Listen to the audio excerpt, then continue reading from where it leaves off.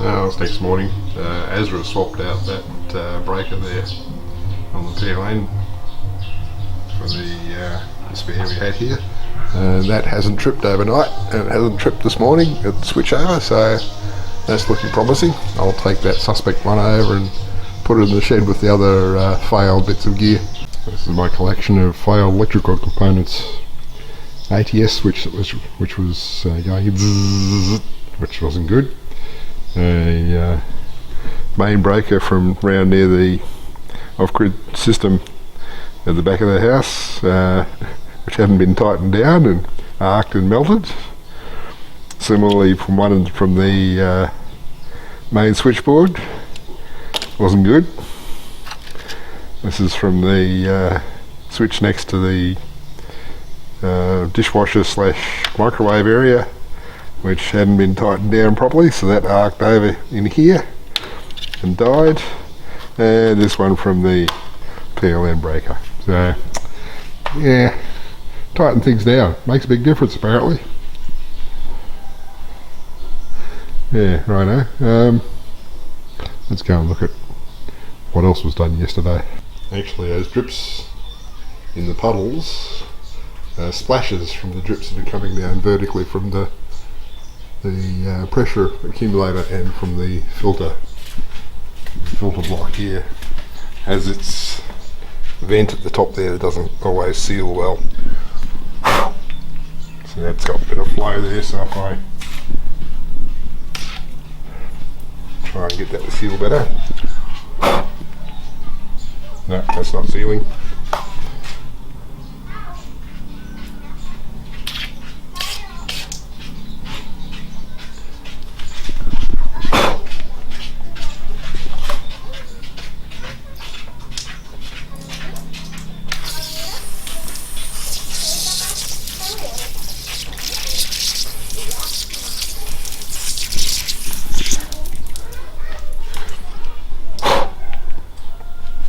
Yeah, well, there's no stopping that apparently.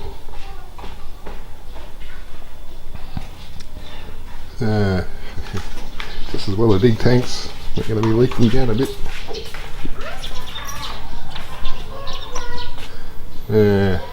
Well, I might just leave that open in case Azra shows signs of coming back. No, that was me. Yeah. Oh, they're going to wander back to the house.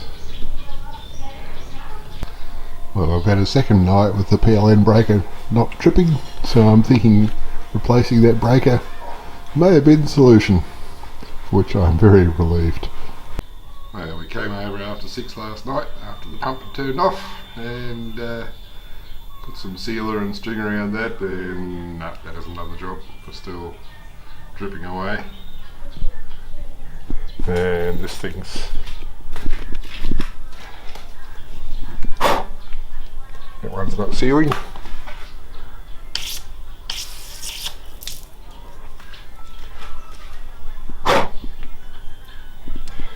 So it's just gonna,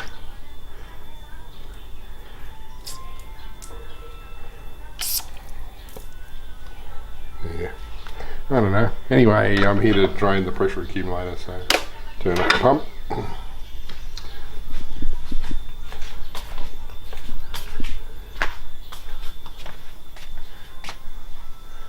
Butterfly's got a problem.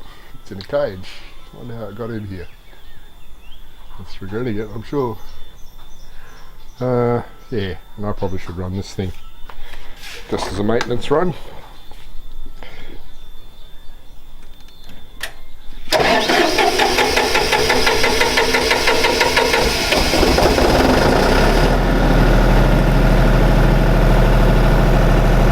Obviously it was a bit long since I'd run that, because it usually starts much easier than that.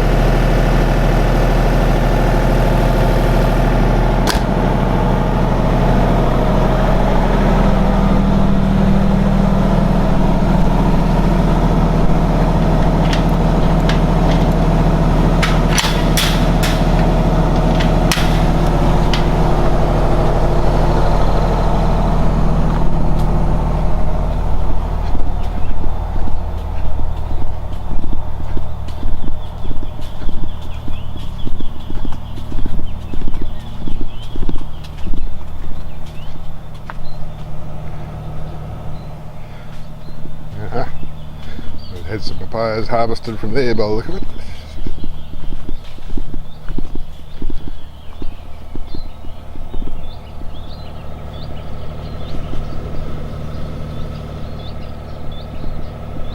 Bit overcast today, but I think we'll still get a good charge by the look of it. Crops growing vigorously. Well, I better get on with draining this pressure accumulator. Yep, fuel gauge is definitely working. So we've come off full a fair way now. So that's had a nice run just as a maintenance run.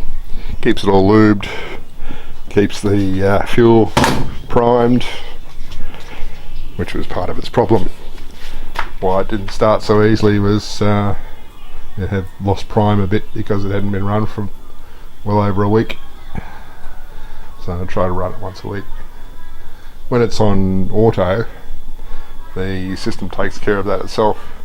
Does a half-hour maintenance run 7 days after the last run in real need. So yeah, okay, well I'll shut off that green valve up there, turn back on the pump and call it done for draining the pressure accumulator. But it's always going to be a wet area here, it seems. Dripping from the pressure accumulator and dripping from the filter housing, so yeah, always going to be wet in here, it seems. Yeah, well, do our clean up for the technicians to come and do their work. It looks like currently like the guy from Solar Power Indonesia will come on Friday, and we haven't heard back from the Trinindo guys lately for the genset. So I might just have one technician here initially. He should be able to tell where the problem lies. And if it's with the genset, well, they'll have to come anyway. And if it's not with the genset, you'll be able to fix it. So we'll learn something on Friday, but I'll probably be loading up this video before he turns up. Well, papaya have been harvested there. Still got a few. Well, there's quite a few come off here. All over this way. Not running short anytime soon. It's a bit overcast today, so I'll have to keep an eye on it to see whether we get charged up on the batteries sufficiently. The household batteries will charge up because they'll pull from the shed. I just got to keep an eye on the shed to see if I need to run the genset to stop that bottoming out. It's about 9:25 and the household battery is at what, 30 something percent? Yeah, 35%. Shed battery is fully charged. So what will happen is after a while the household battery will say, okay, it's later in the day, so I want a higher level of charge, so it will start importing from the shed. But at the moment the solar input's greater than the load anyway, so we're actually charging slowly. So might not have to run the genset. We'll see. And the weather is at 28, feels like 36 at 9:25 in the morning. And today, more thunderstorms forecast. Had a thunderstorm yesterday. Yep, so more rain coming by the look of it. Well, replacing that breaker was definitely a good move because we've had no tripping of the breaker overnight since that was replaced. So looks like we're all good now. Means I can sleep more at night. I don't keep waking up to check the state of charge at the house. This is good. Turns out the service technicians are not coming today.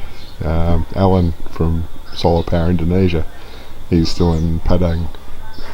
So I dug out the phone numbers for Trinindo and passed those on to him, and he's going to coordinate with them, and they'll show up together sometime. Obviously they'll advise me in advance of that when they expect to come. But yeah, that's that's it for this week. Time to do an upload to tell people I'm still alive. And I am completely over the bug I had last week.